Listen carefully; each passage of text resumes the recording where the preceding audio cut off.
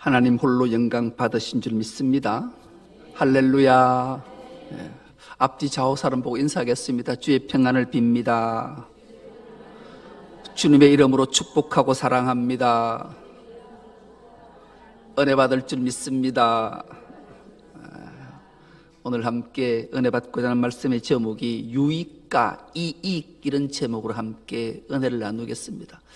여러분, 유익과 이익의 차이가 있을까요? 있어요.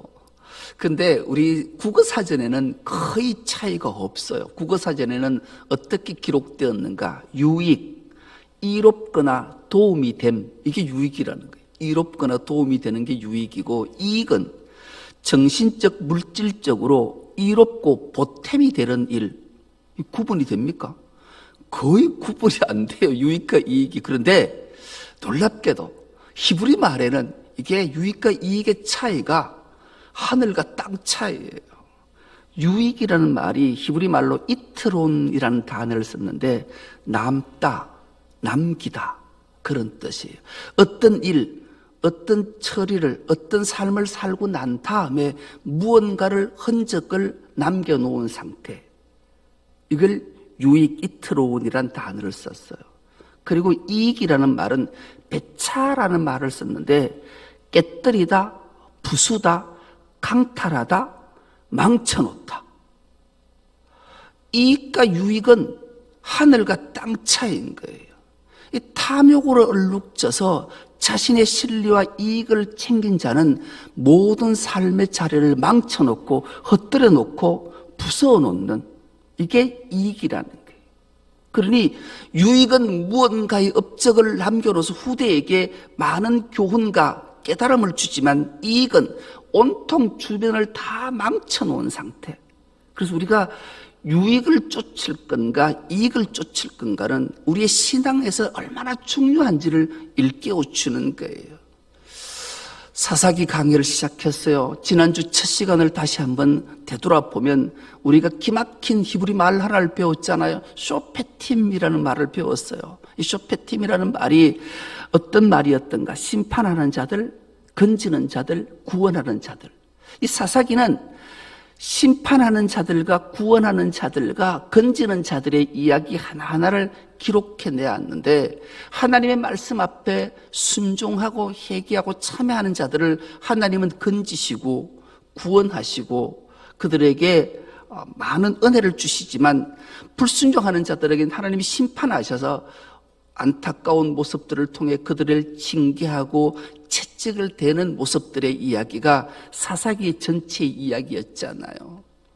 그래서 지난 시간은 그렇게 하나님의 뜻이 무엇인가 서론 부분에 대해서 말씀을 드렸다면, 오늘은 세부적으로 들어가서 초대에 유익을 쫓았던 첫 사사 온니엘의 이야기와 유다와 시므온과 베냐민 지파의 다수의 사람들은 이익을 쫓다가 얼마나 안타까운 일들을 당한 내용이 기록되어져 있는 게 오늘 본문의 내용들이지요. 지난 시간은 이렇게 시작했습니다. 여호수아가 죽은 후에 이렇게 출발했잖아요. 여호수아는 말씀 그대로 구원한 자들, 이스라엘을 애굽에서 구원해내서 하나님이 약속한 가나안 땅에 들어간 그 구원자의 역할을 감당했던 여호수아가 죽은 후에 어떤 일이 생겨났는가? 안타까운 일들.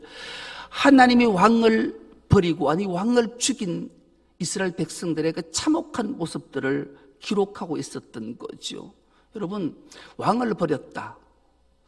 왕은 우리의 왕은 만왕의 왕 되신 하나님, 그 하나님을 우리의 이익을 위해서 버려버리고 우리를 구원한 그 하나님을 배신하는 안타까운 이스라엘 백성들에 대해서 끊임없이 말씀을 했어요. 그러나 그들이 하나님의 징계의 매를 받고 깨닫고 참여하고 회개하면 하나님이 사사들을 보내셔서 구원하고 건져내시는 이야기들이었다라는 것을 말씀했어요. 오늘은 드디어 온니엘이라는 최초의 사사 이야기를 하려고 해요.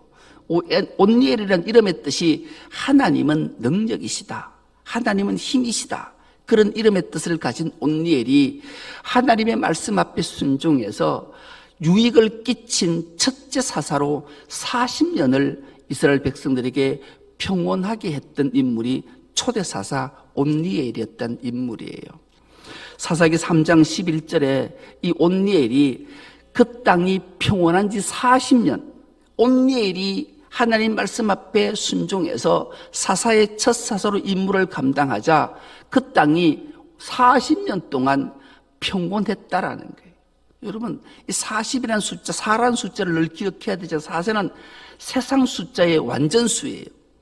온니엘이 사사로 이스라엘 백성들을 건져내고 그들을 통치할 때는 완벽하게 40년 동안 평온했다라는 거예요. 그래서 하나님 말씀 앞에 순종하고 하나님의 뜻을 따라 유익을 쫓은 인생을 살면 인생의 세상의 모든 삶이 평온하게 된다라는 거예요. 여러분, 사람이 평온, 평안, 평강보다 더 좋은 일이 어디 있겠어요? 돈이 아무리 많아도 마음이 불안하고 평온하지 않으면 살아도 산 게 아니에요. 물질이 많든 건강하든 아무 상관없이 마음의 영혼의 평강과 평안이 없으면 사람은 살아도 행복하지 않는 거예요. 그러나 좀 건강치 못하고 좀 가지지 못하고 좀 지식이 없다 할지라도 마음의 평온과 평강이, 삶의 평강이 있으면 이것이 행복이구나를 느끼게 되는 거죠. 그래서 우리가 유익을 쫓아 사는 인생은 평온할 수밖에 없고 이익을 쫓아 사는 사람은 불안할 수밖에 없음을 오늘 본문이 우리에게 들려주는 하나님의 음성인 거지요. 오늘 드디어 유다 지파의 수장 갈렙이 이 가장 난공불락의 성 헤브론 중에 그 중심되는 드빌을 쳐야 되겠다 이렇게 결정해요. 그런데 드빌이라는 이름의 뜻이 구석진 곳 이런 뜻이. 그런데 사실 그 드빌의 옛 이름을 기럇세벨이라 이렇게 성경이 알려주고 있어요. 여러분, 기럇세벨이라는 땅이 어떤 땅인가? 옛 이름인데 그곳은 책의 마을, 학자의 마을 이런 곳이에요. 여러분, 우리가 책의 마을, 학자의 마을 하면 머리에 떠오르는 게 있잖아요. 저는 이거 딱 읽는 순간 떠올랐던 게 삼국지에 제갈공명이 떠올랐어요. 유비가 삼국을 통일하고 싶은 야망을 가지고 큰 뜻을 가지고 장비와 가도와 함께 맹장과 용장이 있었지만 책사, 전략을 짜는 사람이 없었기에 제갈공명을 얻으려고 삼고초려하잖아요. 여러분, 정말로 아무리 맹장과 용장이 있어도 전략을 잘 세우지 않으면 책략이 있는 책사가 없으면 전쟁에 승리할 확률이 없어요. 그래서 이 책의 마을, 학자들이 다 있는 마을을 점령하려면 얼마나 조심해야 할까요? 만약에 고서나 병법이나 이런 전략의 책들이 무수히 많은 것을 잘 얻으려면 함부로 불태우거나 화공을 쓰거나 이런 전쟁을 하면 안 되는 거예요. 그러니 이 구석진 난공불락의 성을 점령하기라는 하늘의 별따기, 그리고 더 나아가 그 헤브론에는 아낙 자손이라는 거인들이 살고 있었단 말이죠. 그래서 이것을 그 갈렙이 맹장이었고 용장이었지만 정말로 저것을 뚝뚝 쳐서 점령할까를 고심하다가 한 묘책을 떠올렸던 거예요. 누구든지 저 드빌 기럇세벨을 쳐서 점령하고 함락하는 시키는 자에게는 내 딸 악사를 주겠다 이렇게 공포하잖아요. 그때 그나스의 아들이었던 온니엘이 제가 점령하겠습니다 이렇게 용감하게 나타난 인물이 온니엘이었던 거죠. 그런데 이 집안들이 되게 재미있어요. 유다 지파의 수장이었던 갈렙과 그의 아우, 그러니 온니엘은 갈렙의 조카잖아요. 조카가 사촌지간에 그 갈렙의 딸 악사가 얼마나 이뻤던지 사촌지간에 결혼하고 싶은 욕구가 생겨서 드디어 자기가 담대하게 나서서 그 땅을 점령하겠습니다 그러는 거예요. 근데 되게 재밌는 게 고대에는 모하르라는 간섭이 있었어요. 이 모하르라는 간섭은 어떤 간섭인가 하면 그 남자가 장가를 가고 싶으면 자기 눈에 꼭 마음에 드는 여자 하나가 선택이 되면 그 여자를 내 아내로 삼으려면 반드시 그에 합당한 대가를 지불해야만 장가들 수 있는 거예요. 요즘 우리나라가 비슷할 것 같아요. 남자가 장가들려면 집이 없다든지 가진 게 없으면 장가도 못 가는 시대예요. 제 아들이 아주 장가 못 가는 게 왜 장가 왜 안 가노? 벌어난 돈이 없어 못 가. 할 말이 없어요. 그리고 요즘은 장가 가려 해도 벌어난 돈이 없으면 장가 못 가는 거예요. 그 당시도 마찬가지였어요. 장가를 가려면 기본으로 노동자, 그 당시에 목동이 받을 수 있는 노동자의 3년치 돈을 가지고 줘야만 상대의 아내를 얻을 수 있어요. 요즘으로 말하면 연봉을 5천으로 잡으면 1억 5천만 원을 처갓집에 줘야만이 그 아내를 얻을 수 있단 말이죠. 대표적인 예로 야곱을 우리는 들 수 있어요. 야곱이 도망가서 외삼촌 라반의 집에 갔잖아요. 라반의 집에 가서 딱 들어가는 순간 이종 사촌이었던 라헬을 딱 보는 순간 한눈에 필이 꽂히잖아요. 그래서 라헬에게 장가 들고 싶다 그러니까 그럼 너 보통 3년 품삯인데 이 라반이 얼마나 깨가 많았던지 너 라헬의 한눈에 반한 걸 보고는 7년 동안 네가 우리 집에 종살이 하면 죽게 이러잖아요. 참 그래서 이 야곱은 대개는 3년치 월급만 주면 되는데 7년도 마다하지 않고 하루처럼 여기고 일주일처럼 여기고 라반이 7년 고생하잖아. 근데 턱 하고 난 다음에 보니까 라헬이 아니고 레아였네. 다시 또 7년 14년을 그 집에 종살이 노역을 하고 아내를 얻잖아요. 무려 20년 동안 그래서 자기의 그 부까지 합쳐서 20년을 그렇게 산 모습처럼 이게 모하르 법칙이라는 거예요. 그래서 이 드빌 기라세벨을 쳐서 점령시키면 그 땅을 내게 주는 자에게 내 딸 악사를 주겠다라고 갈렙이 말하자 이 온니엘이 담대히 허락하고 자기가 군대를 이끌고 드디어 이 기라세벨을 치게 되죠. 그래서 그것을 함락해요. 약속대로 갈렙은 자기 딸 악사를 이 온니엘에게 아내로 주게 돼요.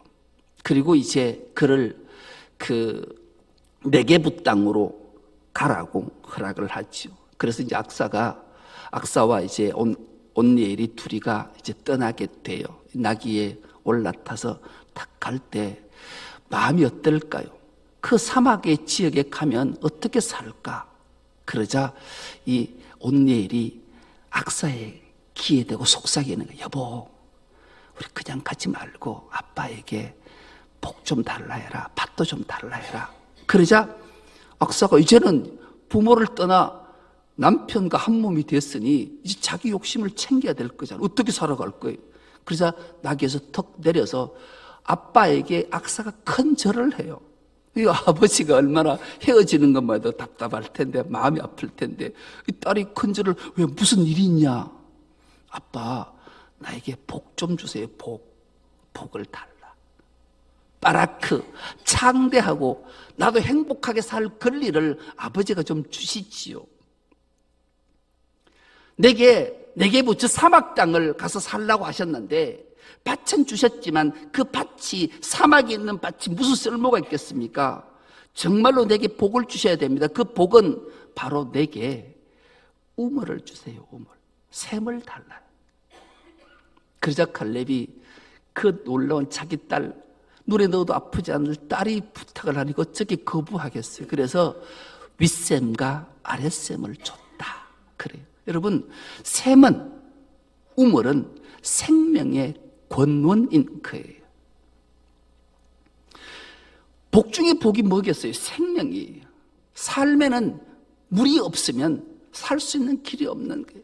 그것을 이 악사가 구했고 그 구함에 유익을 쫓았던 그 온니엘을 보고 갈렙은 이 두 부부에게 축복하고 윗샘과 아랫샘을 선물로 줬다. 성경이 오늘 본문이 이것을 기록하고 있는 거예요. 여러분, 온니엘이 하나님의 말씀 앞에 순종하고 하나님께서 가나안 땅을 주신 것을 믿고 하나님의 힘, 하나님의 능력을 의지하고 그 정말로 중요했던 기럇세벨 책의 마을, 학자의 마을들을 얼마나 조심하게 점령을 잘했던지를, 그래서 유익을 끼쳤더니만 하나님이 그에게 놀라운 복을 주셨는데 땅만 주신 것이 아니라 밥만 주신 것이 아니라 생명의 근원인 윗셈과 아랫셈 우물까지 주는 놀라운 은총을 힘입었던 것을 기억하게 돼요.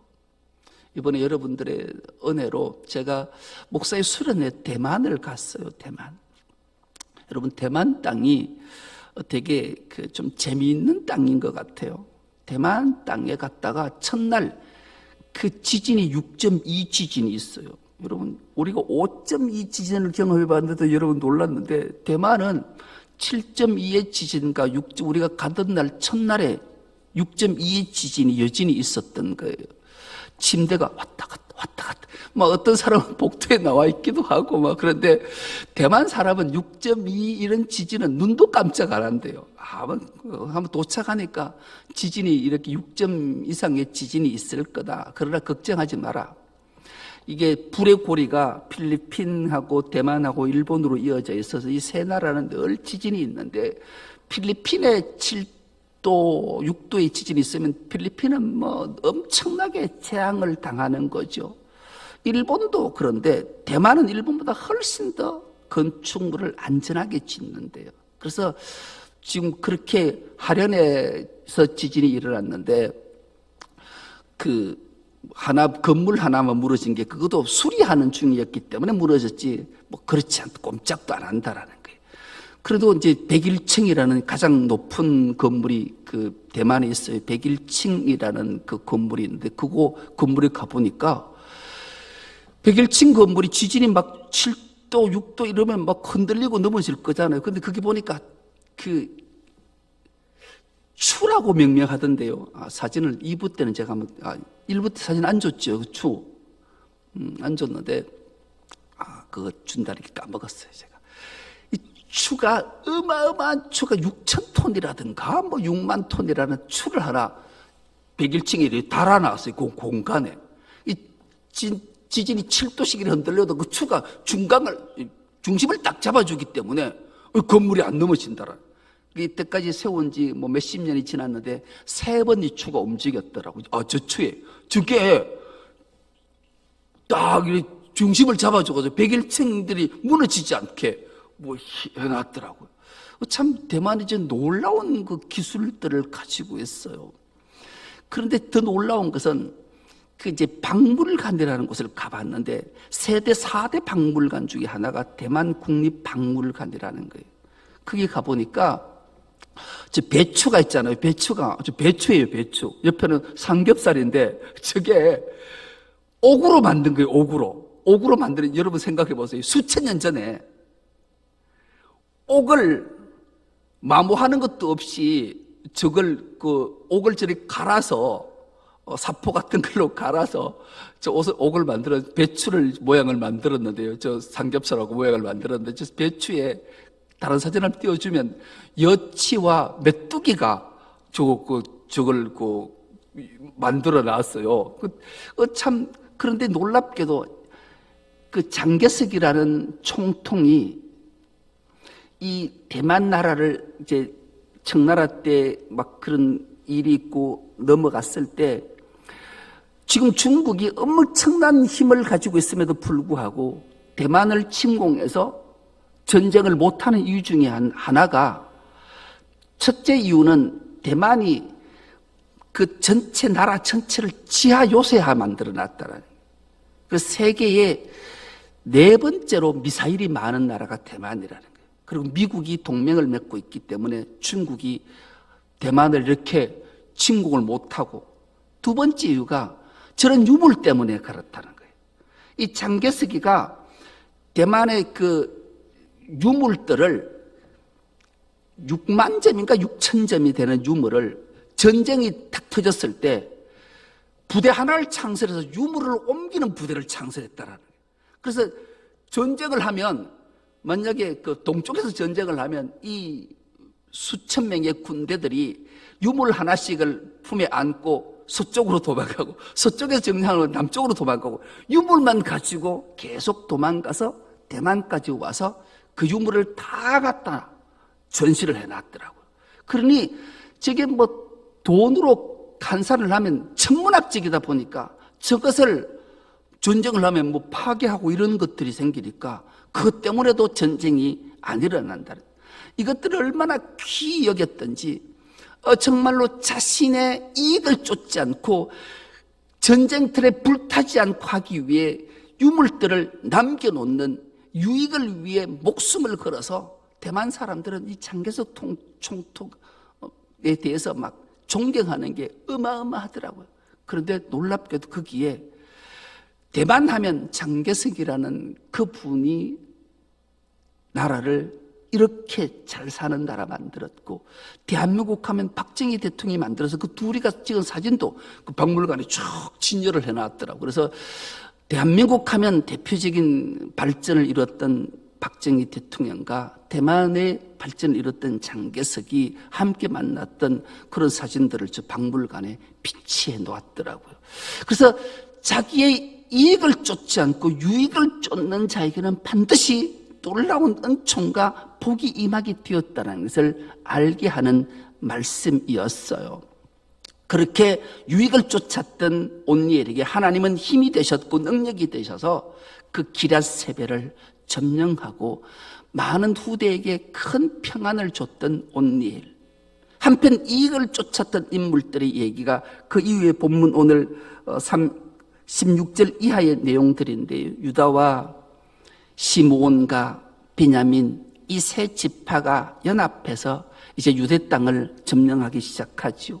유다의 대표적인 가문은 갈렙의 가문이었던 이 그나스와 온니엘과 이 인물들은 유익을 쫓아서 기럇세벨을 점령하고 아낙 자손들을 쫓아내고 헤브론을 점령했는데, 이 유다와 시므온과 베냐민 지파는 드디어 유다의 예루살렘도 점령하고, 오늘 본문에 보니까 스밧에 거주하는 가나안 족속을 진멸해서 호르마라는 이름까지 얻게 하고, 또 가사, 아스골론, 에그론 이 모든 곳을 점령해 나가요.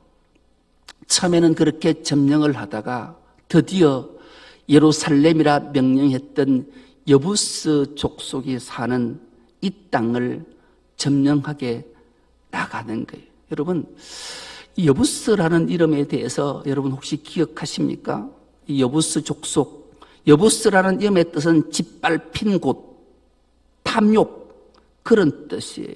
여러분, 짓밟히고 억압된 여부스, 이 족속, 가나안 7족속 중에 여부스 족속은 예루살렘 지역을 장악하고 있었던 족속이. 근데 놀랍게도 이들이 철기 문명을 갖고 있었던 종족이었다. 오늘 본문이 기록하고 있어. 철병거. 이제 오늘 본문에는 보니까 여부스 족속을 쫓아내지 못했다. 그 이유가 그들이 철병거가 있었기 때문이었다. 이렇게 성경은 우리에게 들려주고 있는데요. 원어의 설명을 보게 되면 쫓아내지 못한 게 아니고 쫓아내지 않았다. 여러분, 못하는 거하고 안 하는 건 하늘과 땅 차이에 유익과 이익의 차이만큼 있는 거예요. 유다 백성들이 출애굽해서 광야의 40여정을 거쳐서 가나안 땅에 들어갔어요. 그때까지 이들은 농경 사회를 경험해보지 못한 자들, 유목민이었단 말이죠. 그런데 가나안에 딱 들어가서 점령을 해나가는데 여부스 족속이 거주한 예루살렘 땅을 딱 들어가 보니까 철병거가 있는 거예요. 여러분, 청동기 문화가 있다라는 건 상상을 초월하는 거잖아요. 돌이나 나무 같은 것들로 농사를 짓고 이러는데 철을 가지고 농사를 짓는다? 한번 생각해 보세요. 여러분, 나무칼로 쨍쨍해가지고 전쟁하는 거하고 철로 만든 칼과 이런 걸 가지고 전쟁하면 비교가 되겠냐고요. 여기에 처음에는 두려움이 있었을 거예요. 아니, 처음이 아니라 그 보는 순간 유다, 시므온, 베냐민 지파는 화들짝 놀랐을 거예요. 그러나 전쟁은 무기에 있는 것이 아니라 하나님의 힘과 능력을 의지하고 믿음으로 하나님을 신뢰하고 나가면 아낙 자손이 철병거를 가지고 있다 하더라도 온네일은 서슴없이 물리쳐가지고 전쟁에 승리했단 말이에요. 그것들을 유다나 시므온 지파, 유다 지파, 베냐민 족속 지파들이 몰랐을까요? 아니, 알았어요.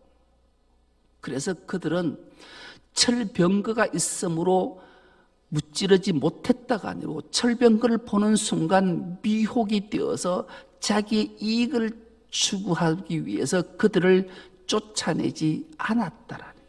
그래서 오늘 본문 21절의 마지막 하반절을 보면 여부수 족속을 쫓아내지 못하였으므로 여부수 족속이 베냐민 자손과 함께 오늘까지 예루살렘에 거주하니라.